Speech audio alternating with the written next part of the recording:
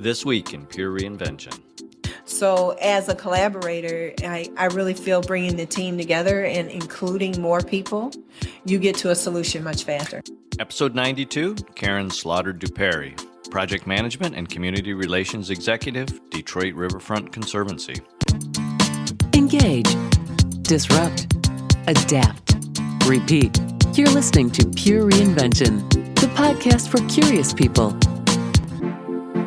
Welcome to this episode of Pure Reinvention, where we create space for the unexpected by inspiring a reinvention lifestyle. I want to welcome our co-host back, Jody Parker. Jody, thanks for being here. Thanks for having me. Karen was a very inspiring interview, didn't you think, Jody? I did. What was the real key that people need to be listening for in this podcast? I like that Karen talked about collaboration and bringing a team together and how important that is when you are navigating the peer reinvention process. I really like that thought process, Jody, because as I listened and I heard her talk about who really is a part of that collaborative effort, it wasn't exactly everybody you thought it would be. And I think that's what people should start listening for. Yes, she has a multitude of people involved in this process, and I think that enabled them to do a much better job at deciding what this overall picture was going to look like. Let's listen. This week's episode is sponsored by WillPower Consulting. Whether it be pursuing new avenues in content delivery like podcasts or developing a sustainable content building strategy, WillPower Consulting is with you every step of the way. Get a dose of willpower at WilliamRCarlson.com or at William R. Carlson on Twitter. Welcome to this episode of Pure Reinvention, where we're here with Karen Slaughter-DuPerry, Project Management and Community Engagement Executive for the Detroit Riverfront Conservancy. Thank you for being here, Karen. Thank you, Mike. Of the 5 steps in the Pure Reinvention process, which step do you most closely associate yourself with? I would have to say move. I'm an implementer. I'm a project manager. I'm a doer. I'm a worker. I want to see things done. That's kind of why I'm an architect. You know, you start in the beginning of the day with a white sheet of paper, and by the middle of the day, you've got images, and then at the end of the day, you've got a concept. So I would say I'm a mover. So what is your superpower? Collaboration. And I like to get groups together and get a variety of ideas together and find a solution. Super with collaborator. People. Yes, I am. Then this might be a stretch for a super collaborator, but can you describe a situation recently when you might have found yourself in an uncomfortable situation? Being uncomfortable, maybe it's just running into people who have one way of thinking and they can't see other options. But that's what I'm there for, is to give them the other options. Tell the listeners how you first got involved in the work with the Detroit Riverfront Conservancy. I got involved because I'm an architect by education. And my boss asked me how much it would cost to put a Riverwalk in the city of Detroit. He wanted to understand capital cost in order to be able to put a Riverwalk here in the city of Detroit. Later, I learned why, because the Kresge Foundation wanted to do a significant public gift to the city of Detroit. And we presented it as a transformational project because we were not looking at one constituent group within the city of Detroit. We were looking at everybody. So I did the study and presented that to Kresge Foundation. And you thought that was the end of your work? No, I knew it was the beginning. It was the beginning. So what happened after you presented this, your vision of what the Riverwalk could look like? Well, being an architect, project manager, of course, then you got to do the pretty pictures. You've got to do the community engagement. Is everyone on board for something like this? Do they see the benefit of a Riverwalk? Because you're talking about going across private property owners' property. And so now you've got to convince them as well. And you got to remember, Detroit, you couldn't get to the river. You couldn't even see the river. You couldn't be a part of the river unless you went to Belle Isle. There were a lot of barriers in the way, weren't there? A lot. You couldn't get to it. So there wasn't a barrier. It wasn't a reality for the people that were here. And so when we started showing benchmarks from other cities and countries and what they're doing with their Riverwalk and the fact that it does so many different things for a human being. It's your health and wellness. It's also your spiritual wellness. It's a chance for you to engage with other people and fellowship with one another. It's just the calming effect of the water too. So there were a lot of benefits for people to come to the water's edge. So you started on this path of communicating your vision that you had put together. Talk about some of the early reactions to your vision. I would say some of the early reactions were, yeah, sure. Now you say that like maybe they weren't believing you.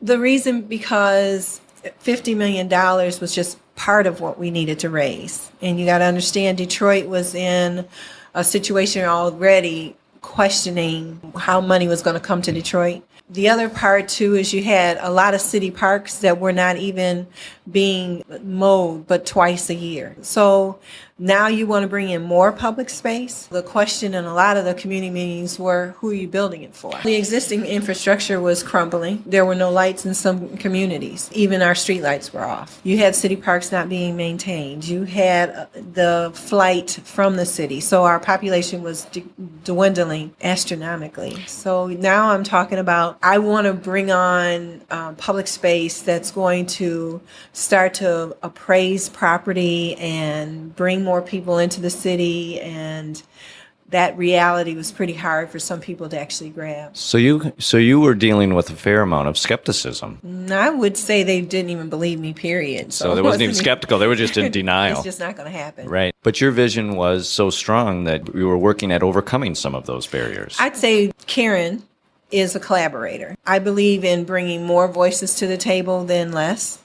And the more people you brought around the table, I guess the way you got an invitation is I knew that I had a stumbling block and I needed your help to solve that problem.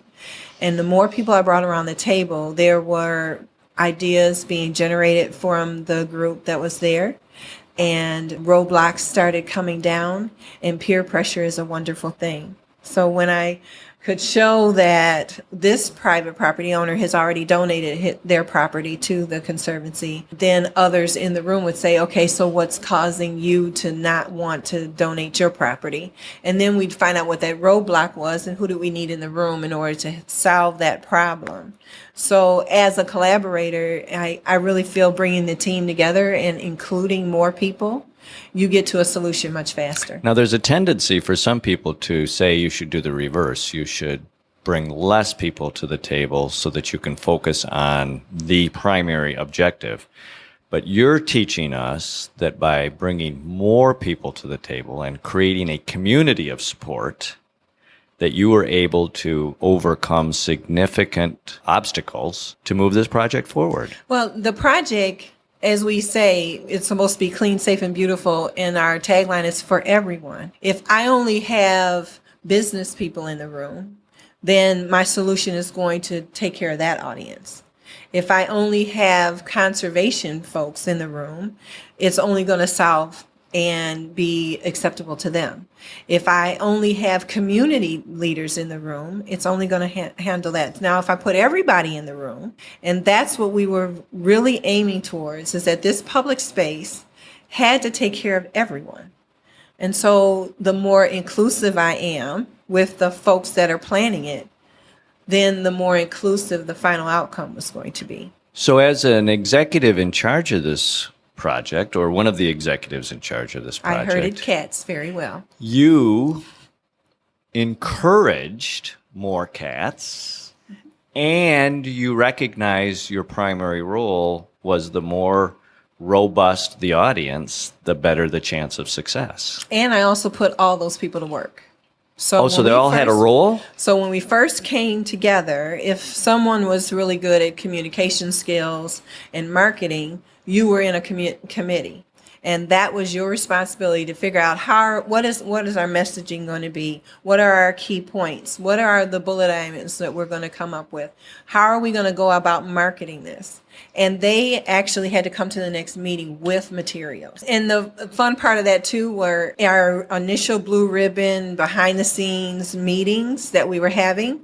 There were no minutes. So if you wanted to be a part of what was going on, you had to be there. And so I had some of the top executives across the city of Detroit.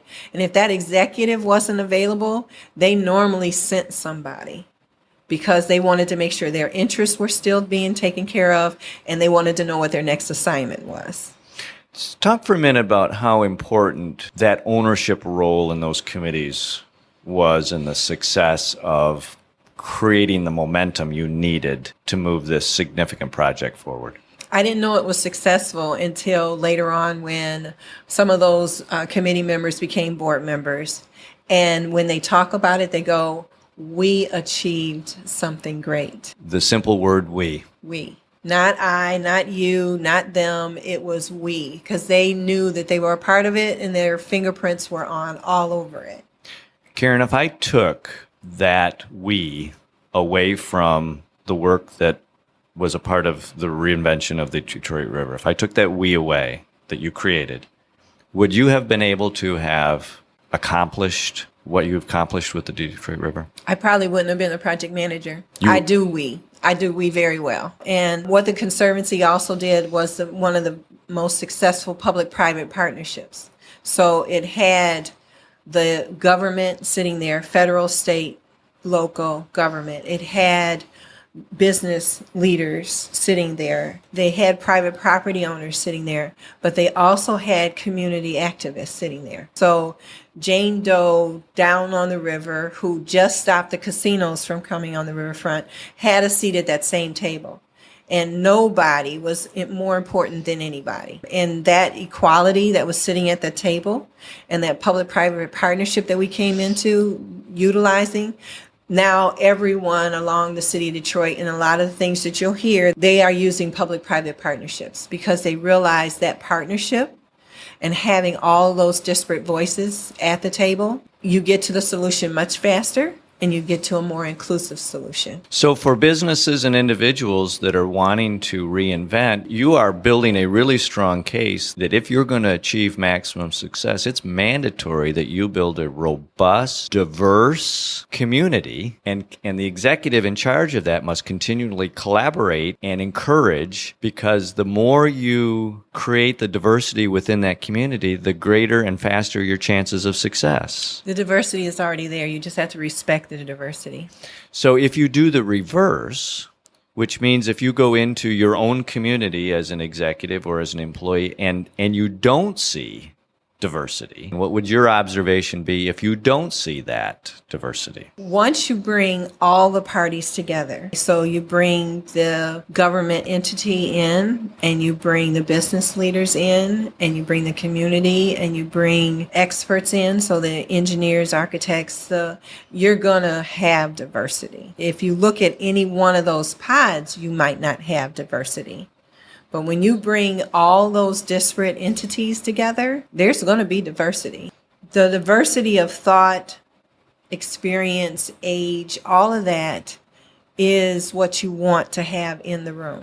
What is interesting for me when you look at the Detroit, the reinvention of the riverfront, and you always talk about public-private. And it seems like one of the reasons that Detroit as a city is reinventing itself is because it is also encouraging that more public-private, or the first steps towards a very diverse approach to solving some historically very complex problems. That's correct.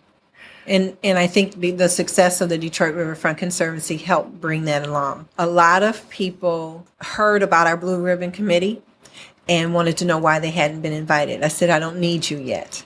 Okay? Your time's coming. Once I need you, trust me, you'll be at the table. Of course, they get the invitation and they come and then they see everyone who's in the room. And not knowing that this had been going on for several months. And we had several top executives from the newspaper and the TV stations in the room with us. And their respect for what was going on as well, of not putting it in the paper ahead of time and keeping it secret, really helped us all say, okay, when we actually come out with a message, everybody's going to be on message. So no one had to wonder what the elevator speech was. Everyone knew what the main bullets were. They knew it was clean, safe, and beautiful and for everyone. They knew it was going to spur on economic investment. They knew it was going to be a community, and it was going to give everyone access to one of the most beautiful natural resources in this country. Talk about where the project is now and talk about the impact, what people are getting, what people are experiencing as a result of reinventing the riverfront. By giving the public access to the water, build it and they will come. That is not just a tagline, it is true, because we built it and they came. What our next step then was, we needed to make sure they understood is we don't want you to just come and walk through the Riverwalk, we want you to come and stay a while. So that's that fellowship piece. And so we started doing things like putting Adirondack chairs down and lounge chairs. So loitering was encouraged. And then we started programming it and looking at that, again, diversity of programming. So you have educational programs, you have arts and culture type programs, you have family programs, you have the young adult programs, because you want to make sure not one constituent group, again, is coming down to the waterfront.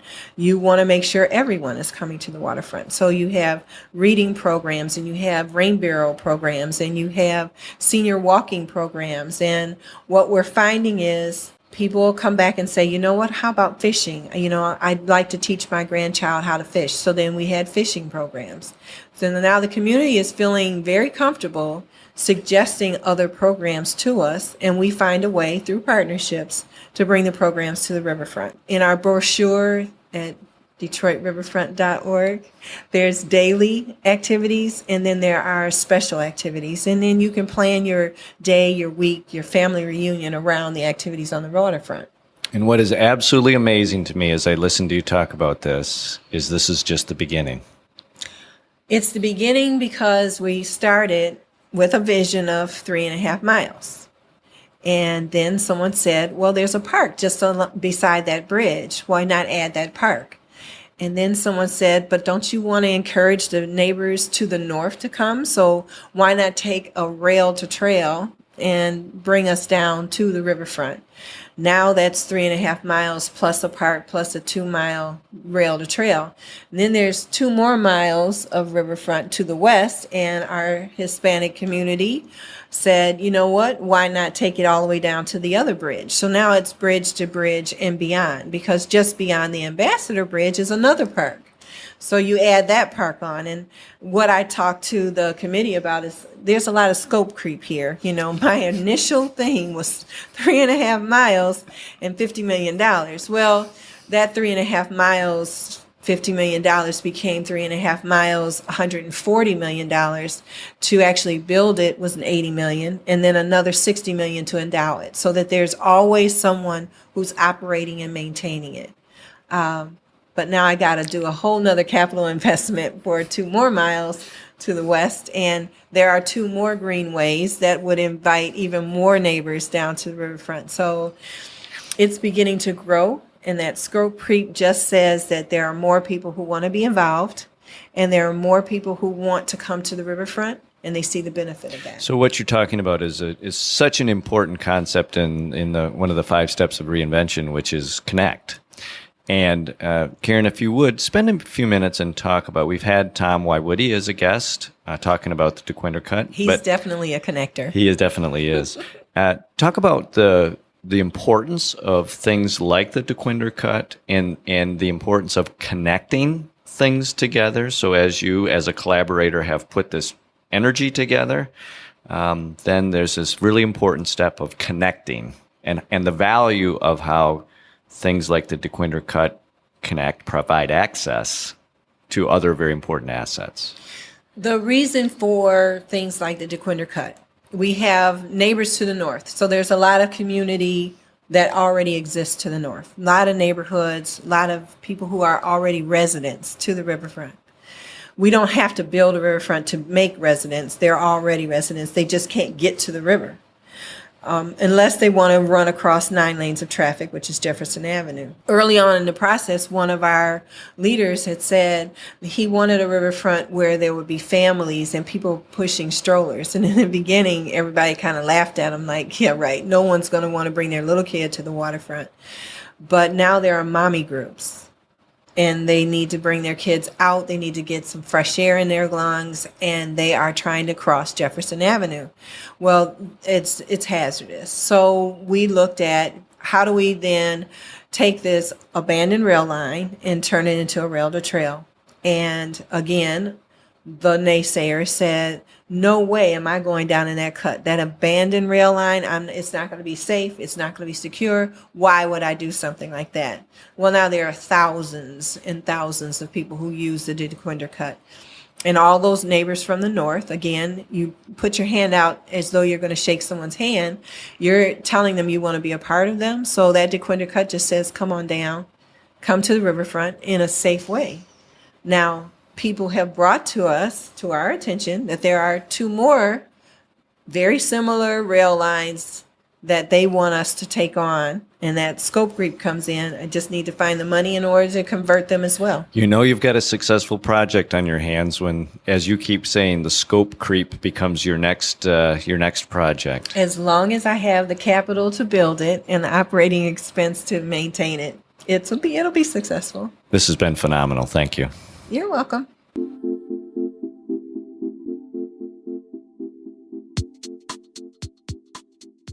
Jody, there were so many things in this podcast to take for takeaways. Can we start to focus on collaboration? The message about being inclusive, include everyone, be diverse. The more robust the audience, the better the chance of success. What does it mean to be inclusive? Well, Karen talks about bringing in a large group of people, whether they were invested as a community member or someone who had a business investment, different ages, different minority groups. She had them covered. So she included this diverse group, and she really wanted their involvement, their inclusion. In fact, if I remember right, she purposely did not produce minutes to make sure people attended and participated. Exactly. If you want to have a voice, you have to attend. Now, how disruptive of thought is that, to not do minutes and actually have people or force people, right? Yeah. If you want to play, you have to be there. Yep. She's holding them accountable to their part of the team. But how important is that, Jody? If you're going to really talk about diversity and inclusiveness, she was really behaving it. Yes. I think that there are certainly instances where other organizations or other people will pull in groups of people, and not always with the intention of taking into account their opinions, or they don't really have the intention of hearing their voice. I think it's easier to do as a formality than it is to actually hear what these different individuals have to say or what they think. So in your experience, Jody, is it fair to say you've seen your share of people who talk about diversity and who talk about inclusiveness but don't behave it? Absolutely. And I believe, and I want your opinion on this, the message of behavior is so much more powerful than whatever your words are. Yep.